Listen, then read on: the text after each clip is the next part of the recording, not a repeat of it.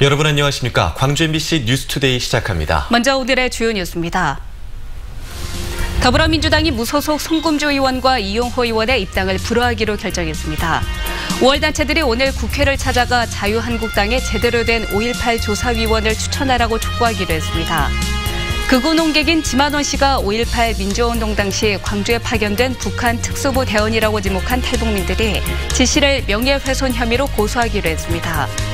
인형 뽑기방이 인기를 끌면서 우후죽순으로 생기고 있지만 대부분 관리자가 없이 24시간 운영돼 범죄의 표적이 되고 있습니다.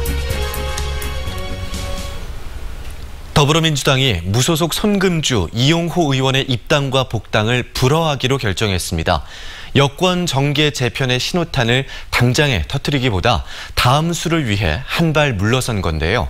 당내에서 나오는 반대 목소리와 그동안 두 의원을 영입하려 해온 민주평화당과의 협치 관계 등이 고려된 것으로 보입니다. 첫 소식 김인정 기자가 전해드립니다.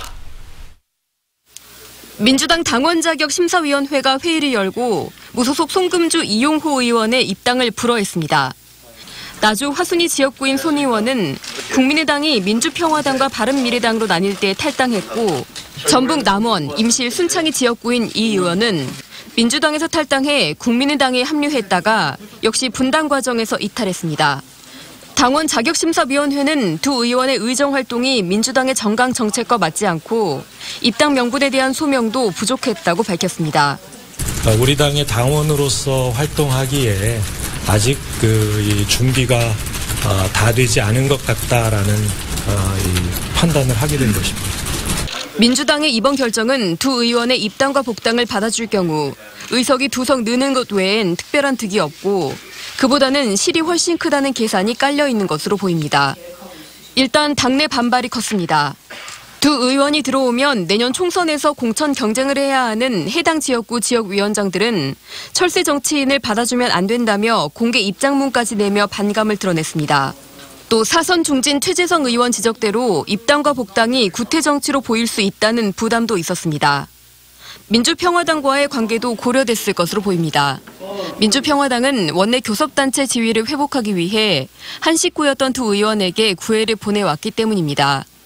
이 시점에서 섣불리 여권발 정계 개편의 불씨를 지피는 것보단 야 3당과의 협력적 관계를 유지하는 게 실익이 크다는 판단을 한 것으로 보입니다.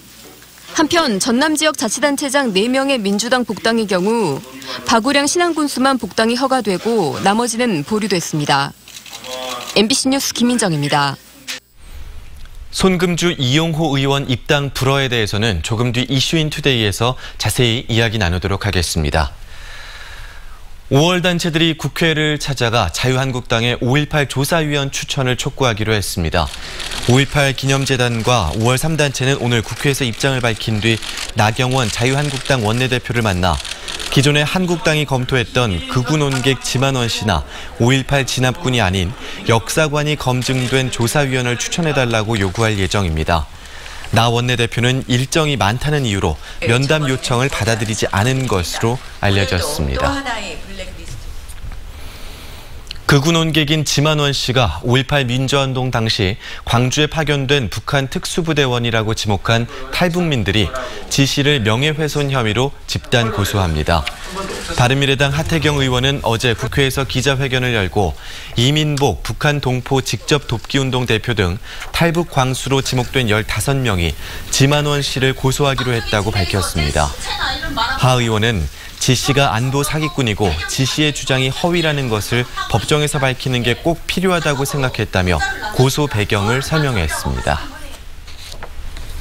오늘 나가실 때는 보건용 마스크를 꼭 착용하셔야겠습니다. 국내 미세먼지가 축적된다거나 밤사이 국외 미세먼지가 유입되면서 미세먼지 농도가 매우 짙은데요. 현재 광주에는 초미세먼지 주의보까지 내려진 가운데 광주와 전남 지역 초미세먼지 농도 매우 나쁨 수준, 미세먼지 농도는 나쁨 수준을 보이고 있습니다. 오늘은 종일 이렇게 공기가 매우 탁하겠습니다. 호흡기 건강에 각별히 주의하셔야겠습니다. 오늘 출근길 안개가 짙습니다. 내륙 곳곳으로 가시거리가 채 1km가 되지 않는 곳이 많으니까요. 천천히 안전운전 하셔야겠습니다. 이 안개는 기온이 오르면서 점차 거치겠고 현재 위성 영상 보시며 하늘 표정 자체는 좋습니다. 오늘 대체로 이렇게 맑은 날씨가 이어지겠습니다. 기온은 따뜻한 서풍이 유입되면서 평년 기온보다 높겠습니다. 미세먼지는 가득하겠지만 광주의 한낮 기온 10도, 담양과 화수는 9도 보이면서 비교적 온화한 날씨가 이어지겠습니다. 날씨였습니다. 뽑기 열풍으로 인형 뽑기방이 우죽순 생기면서 전국적으로 1000여 곳 넘게 운영되고 있습니다. 하지만 대부분 관리자가 없어 24시간 운영되다 보니 범죄의 표적이 되고 있습니다. 김양훈 기자입니다. 마스크를 쓴 남성이 인형 뽑기방에 들어옵니다. 5분도 안 돼 지폐 교환기에서 돈을 빼내 빠져나갑니다. 19살 김모 씨는 광주 전남 지역 인형 뽑기방 20여 곳을 돌며 1,000만 원 상당의 현금을 훔쳤습니다. 목포의 한 인형 뽑기방. 밤 10시가 조금 넘은 시간인데 관리자를 찾아볼 수 없습니다. 또 다른 곳도 사정은 마찬가지. 보안 장치도 허술하고 출입문이 없는 곳도 있습니다. 인형 뽑기 하러 가끔 오는데 새벽까지 열려 있는 것 같아요. 근데 주인분은 못 본 것 같아요. 인형 뽑기방은 밤 12시까지 운영하도록 되어 있는데요. 하지만 대부분 인형 뽑기방은 새벽 늦게까지 운영되고 있습니다. 관리자 없이 무인으로 운영되다 보니 영업시간 규정이 지켜질 리 없습니다. 예, 그것이 무인으로 운영되다 보니까 관리 감독하기가 굉장히 어려운 점이 많습니다. 매장에 가서 핸드폰을 보고 그 청소년 출입 관계라든가 이 시간을 준수하라고 교육하고 있습니다. 최근 절도 사건이 잇따르자 지폐 교환기를 운영하지 않은 인형 뽑기방이 늘었습니다. 전국적으로 설치된 인형 뽑기방은 1,500여 곳. 사행성 논란은 물론 범죄의 표적이 되고 있지만 경찰과 지자체 등 관계기관들은 인력 부족을 이유로 단속에 손을 놓고 있습니다. MBC 뉴스 김양훈입니다. 어제 오후 5시 30분쯤 나주시 문평면의 한 축사에서 불이 나 310제곱미터 크기의 축사를 모두 태워 소방서 추산 2,800여만 원 재산 피해를 내고 인명 가축 피해 없이 30분 만에 꺼졌습니다. 소방당국은 가축 먹이를 주고 나와 보니 축사 내부에서 불이 나고 있었다는 주인 진술을 토대로 정확한 원인을 조사하고 있습니다. 광주 광산경찰서는 고급 아파트를 노려서 1억여 원어치 금품을 훔친 혐의로 27살 이모 씨에게 구속영장을 신청했습니다. 이 씨는 지난 7일 낮 12시 30분쯤 광주시 광산구 수안동의 44살 문모 씨 소유의 아파트에 침입해 1억여 원어치 현금과 귀금속이 든 금고를 훔쳐 달아난 혐의를 받고 있습니다. 이 씨는 훔친 금고를 아파트 통로에 있던 킥보드에 실어 도주했으며 주거지 근처에서 숨어있다 4일 만에 경찰에 붙잡혔습니다. 택시기사를 성추행한 초등학교 교감을 해임한 것은 정당하다는 법원 판결이 나왔습니다. 광주지방법원은 초등학교 교감 A씨가 낸 해임 처분 취소 소송에서 교사회 비위는 교원 전체 신뢰를 실추시킬 우려가 있고 부정적 영향력과 파급력이 학생에게 미칠 우려가 크다며 청구를 기각했습니다. A씨는 지난 2017년 술에 취해 택시에 타 여성 택시기사를 성추행한 혐의로 기소유예 처분을 받고 해임된 바 있습니다.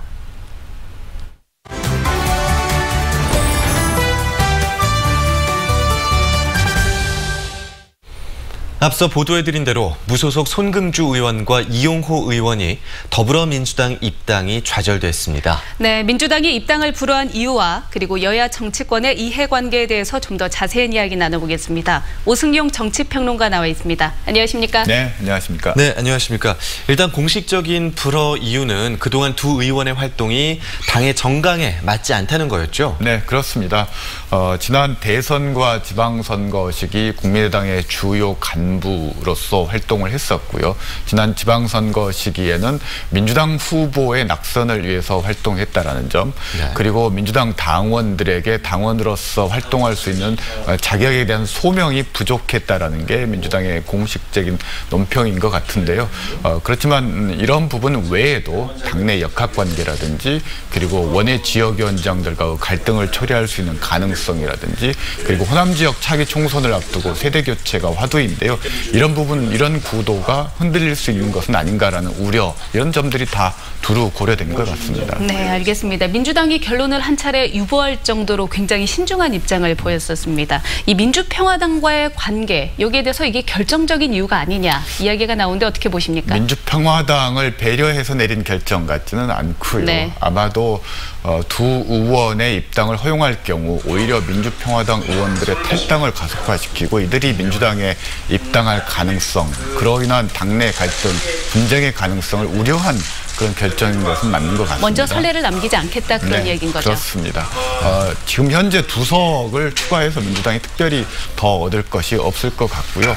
또 이들이 호남 지역 의원이었다라는 점도 불허 결정을 내리게 된 배경이었던 것 같습니다. 만약 영남이라든지 충청권 의원이었다면 민주당이 좀 더 고민을 할 수밖에 없었을 것 같고요. 네. 호남 지역 여론은 어찌됐건 다음 총선까지 문재인 대통령과 함께 간다라는 판단도 크게 작용했던 것 같습니다. 그렇군요. 이해찬 당대표는 사전교감이 없었다라는 이야기를 했었는데 그동안 두 의원에게 러브콜을 보냈던 평화당이 아니라 민주당을 택했던 이유는 어디 있었을까요? 네. 둘 중에 한 명은 거짓말을 하는 것일 그렇죠. 수 있는 건데요. 손금주 의원은 이해찬 의원과 만나서 사전교감을 했다라고 얘기를 했고요. 네. 이해찬 대표는 사전교감이 없었다라고 얘기를 했는데요. 만약 손금주 의원의 말이 맞다면 이해찬 대표가 발빼기를 하고 있는 거고요. 만약 이해찬 대표의 말이 맞다면 손금주, 이용호 두 의원은 입당과 같은 중요한 문제를 사전 조율 없이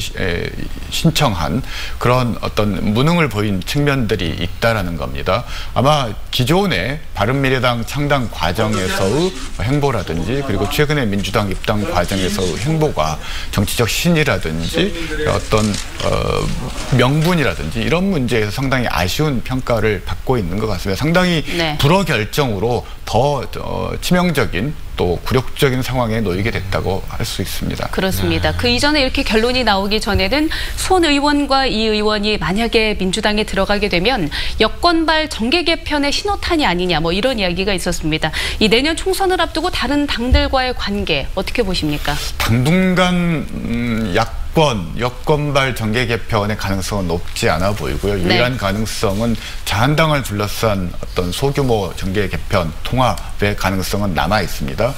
만약 그런 상황이 이루어진다면 바른미래당의 분열 가능성도 조심스럽게 예측할 수 있는데요. 사실 유승민 전 대표의 경우는 시기가 문제일 뿐 바른미래당 탈당은 기정사실화된 거 아니냐라는 그런 예측들이 많게 되고 그렇게 된다면 아마도 바른미래당과 민주평화당발 정계 개편의 가능성은 열려 있는 것 같습니다. 네, 오늘 알겠습니다. 무소속 손금주 의원과 이용호 의원의 입복당 문제가 좌절된 점에 대해서 이야기 들어봤습니다. 고맙습니다. 네, 감사합니다. 감사합니다.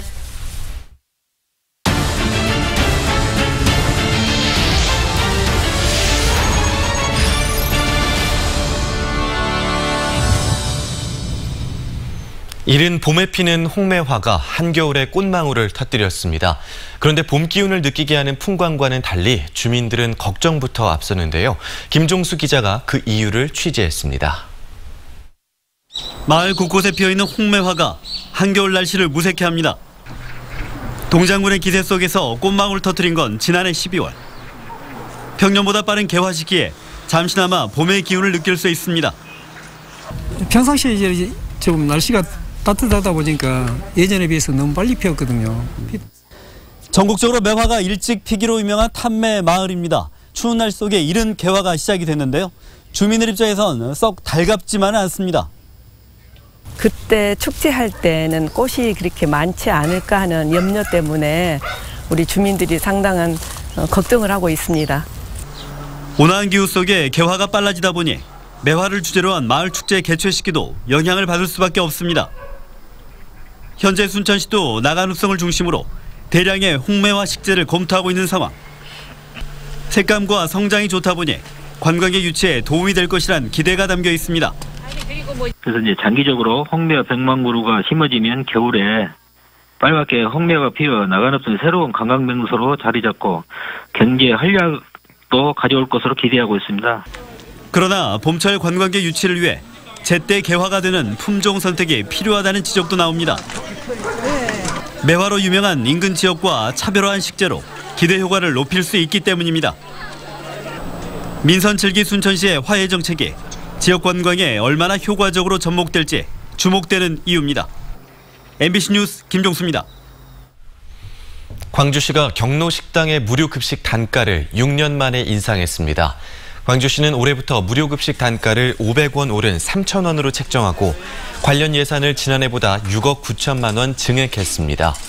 무료 급식 사업은 자치구별 노인복지원에서 운영되는 경로식당과 거동이 불편한 노인들을 위한 도시락 배달 사업으로 운영되고 있습니다. 광주시가 빅데이터를 활용해 안전사고 예방 시스템을 구축하는 등 안전혁신시책을 추진하기로 했습니다. 광주시는 경찰청과 협력해 지역에서 자주 발생한 재난과 각종 사건, 사고 모니터링 결과를 데이터로 축적하고 유형별로 분석해 안전사고 사전 예보제를 시행합니다. 또 혼자 사는 여성을 범죄에서 보호하는 여성 안심 택배 보관함 설치 사업과 폭염 저감 시설을 마련하는 등 다양한 안전시책을 시행할 계획입니다.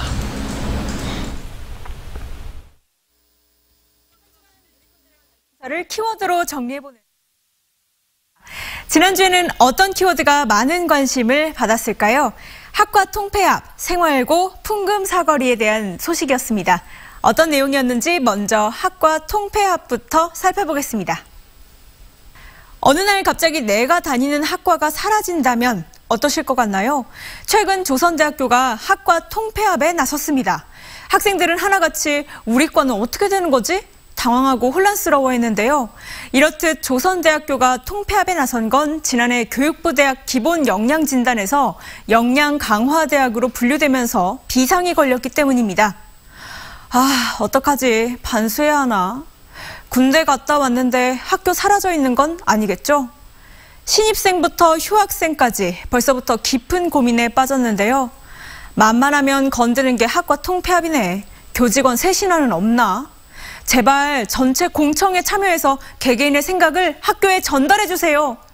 위기에 빠진 학교의 혁신을 위해 학교 구성원 모두가 적극적으로 나설 때임을 시사하는 댓글도 있었습니다. 두 번째 키워드는 생활고인데요.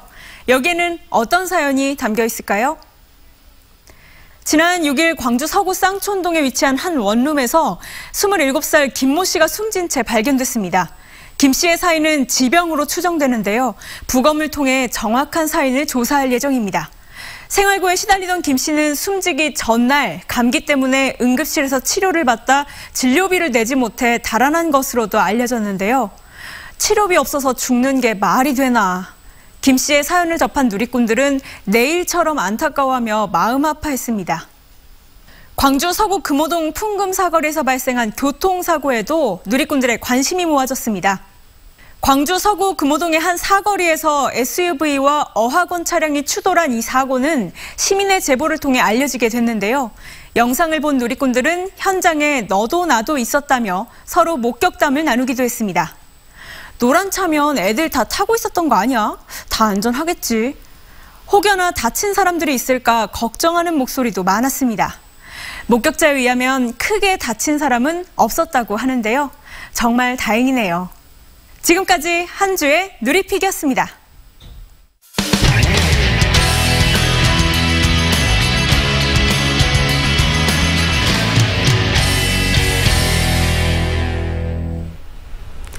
수입산 밀에 밀려 우리 밀이 설 자리를 잃고 있다는 소식 많이 들어보셨을 겁니다. 올해는 밀 자급률이 0.5%까지 떨어질 것으로 예상되자 정부가 밀 수매를 35년 만에 부활하기로 했습니다. 경남 MBC 이준석 기자가 보도합니다. 한때 경남의 최대 밀 재배지였고 우리 밀 살리기 운동의 근거지였던 합천 초계들. 하지만 지금은 밀밭을 찾아보기도 힘듭니다. 지난 2017년 수확한 밀이 아직 창고에 쌓여 있고 지어봤자 판로가 없기 때문입니다. 올해 국산밀 생산량은 연간 국내 소비량 200만 톤의 0.5%인 만 톤에 그칠 것으로 전망됩니다. 밀의 생산 기반마저 무너지자 정부가 특단의 대책을 내놨습니다. 올해부터 수매 비축제를 도입하기로 한 겁니다. 밀 정부 수매는 지난 84년 당시 정부가 밀 수입을 자유화하면서 폐지한 이후 35년 만에 부활입니다. 수매한 국산밀은 학교 급식과 군대, 수입밀 가공업체에 공급해 수요를 확대하기로 했습니다. 밀의 중요성을 인식을 하고 공급 측면에서 안정적으로 이제 생산하고 소비할 수 있는 체계를 갖추기 위해서 이번에 수매 제도를 도입을 하게 됐습니다. 농식품부는 수입밀과 경쟁할 수 있는 품질 제고 정책을 함께 추진해 오는 2022년까지 밀 자급률을 9.9%까지 높이겠다는 밀산업 중장기 발전 대책을 발표했습니다.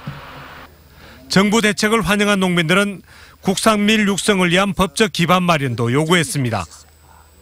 밀 산업을 육성할 수 있는 법적인 어떤 근거가 없습니다.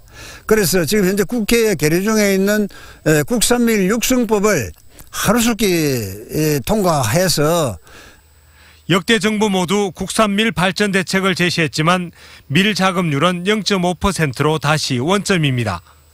식량 주권은 한번 무너지면 되살리기 쉽지 않다는 반증인데 정부의 이번 대책이 우리 밀 살리기의 계기가 되길 모두 기대하고 있습니다. MBC 뉴스 이준석입니다. 민주화의 초석을 놓았다고 평가받는 들불열사 7명의 삶과 정신을 돌아보는 평전이 발간됩니다. 들불열사 기념사업회는 광주 전남 민중운동의 효시인 들불야학에 참여하고 5.18 항쟁을 이끌다 숨진 윤상원과 박관현 등 들불열사 7명을 총 망라하는 평전을 오는 5월까지 펴내기로 했습니다. 기념사업회는 1970년대와 1980년대 열사들과 함께 민주화운동에 헌신한 이들의 삶도 평전에 기록할 계획입니다. 5.18 민주화운동 기념 행사가 기존 수의계약 방식에서 공개 입찰 방식으로 바뀝니다. 광주시는 지난 10일 5.18 관련 행사를 추진해본 경험이 있는 광주 지역 비영리법인이면 누구나 신청할 수 있는 공개 입찰로 민간위탁 단체 모집 공고를 냈습니다. 또 매년 행사를 마치고 조직이 해체되는 기존 비상설기구 한계를 극복하기 위해 최소 2년 동안 행사 추진 업무를 맡기기로 했습니다. 정권 탈취 광주와 나주의 대표 관광지를 살피고 지역에 맞는 관광발전 방향을 모색하는 포럼이 열립니다. 한국관광공사 광주전남지사는 국내 여행 활성화 사업의 일환으로 오는 16일부터 이틀 동안 지역 상생 관광 포럼을 열고 관광 트렌드에 맞는 지역 관광 대응책 등을 논의하기로 했습니다. 또 충효동과 소세원, 영산포, 천연 염색박물관 등 지역 유명 관광지를 관광 전문가들과 함께 방문합니다.